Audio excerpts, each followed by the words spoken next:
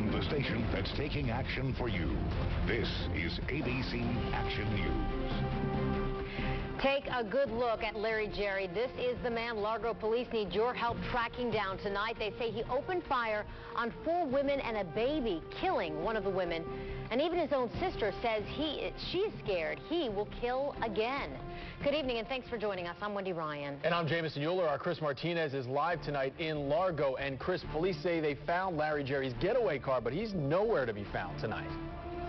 Yeah, that's right, Jameson. They found that rental SUV in a Clearwater neighborhood a little ways away from this parking lot where the shooting happened this morning. And now tonight, Largo police, they are following every lead they've got to try to get this guy who they say is armed and dangerous. He's 26 years old. He's been arrested before, even been to prison. And now police say Larry Jerry Jr. is a killer. I don't know, he crazy. Even Jerry's sister Malaya wouldn't back her own brother up after police say he gunned down one woman in this Food Mart parking lot, sending others running for cover. That violence, Malaya says, is the end result of an ongoing domestic fight. I guess his baby mama told him a lie and he went after the girls.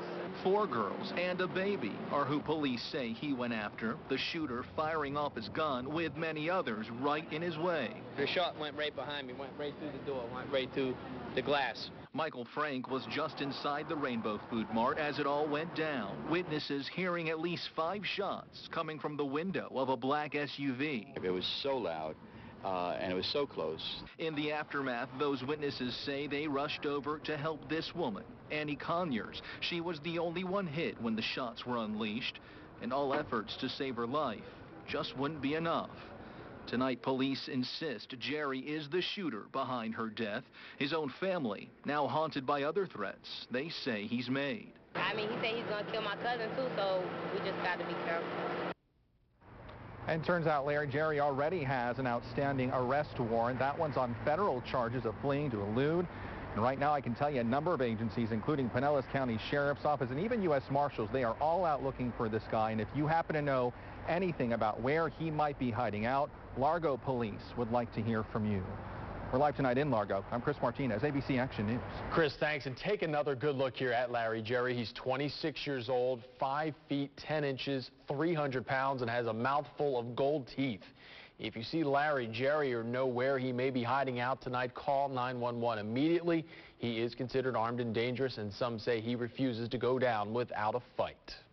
2 brothers shot and killed in a Thanksgiving Day tragedy will be laid to rest tomorrow. Hundreds filled a Ruskin church tonight for a memorial service. Our Rebecca Medina spoke with several folks in the community who say until the killer is caught, they cannot rest. She joins us now live from the Hillsborough County Sheriff's Office with the very latest on this. Good evening, Rebecca. Good evening, Wendy. I also spoke with the folks here at the Hillsborough County Sheriff's Office today, and they tell me that they are working this case hard, and they are following some very promising leads tonight, but the community tells me they are growing restless.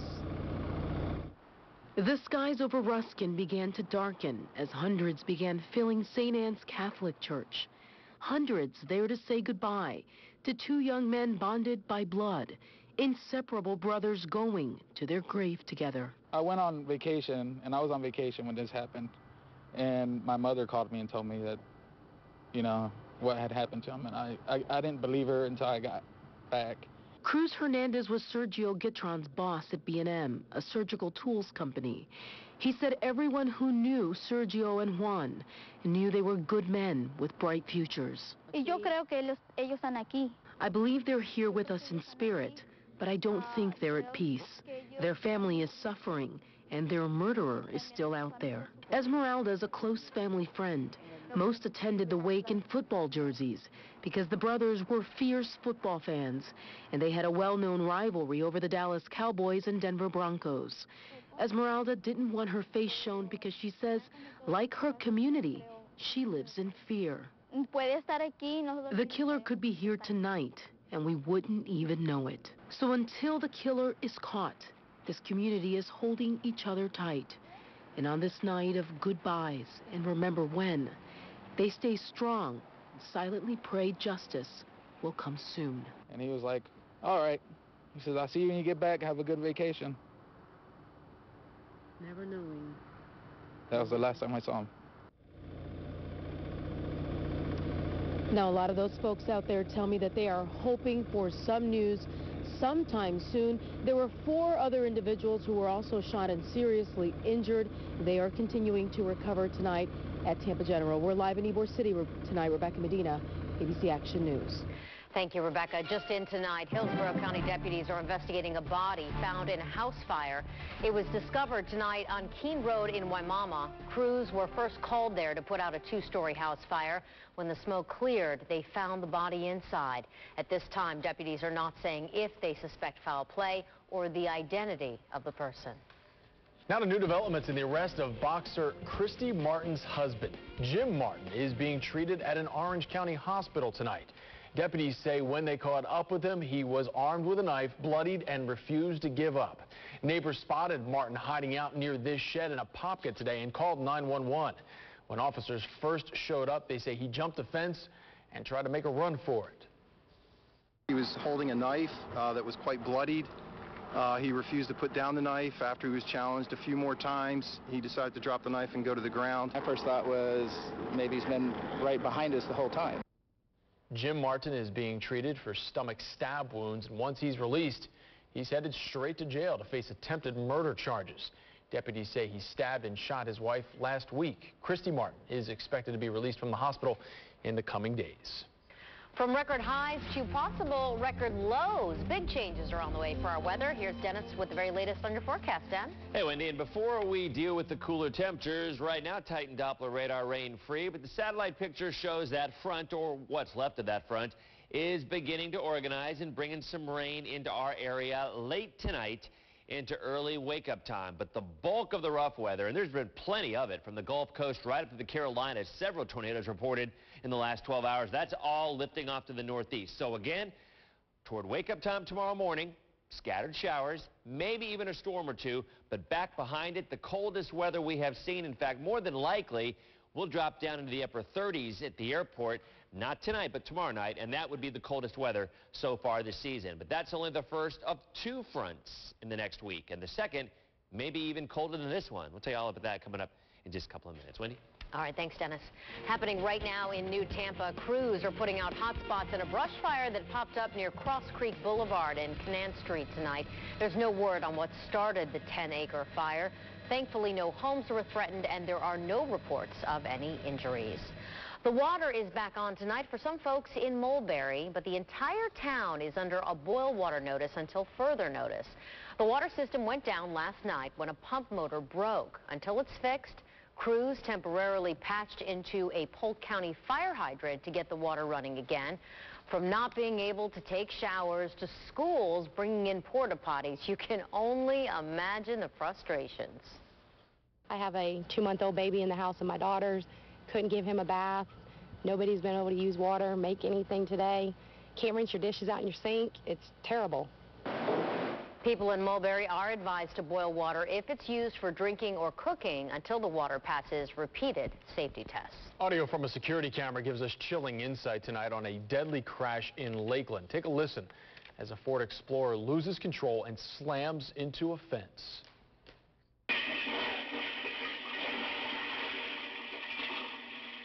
The crash happened this morning in Lakeland. 2 men were thrown from their Ford Explorer and ended up underneath the SUV.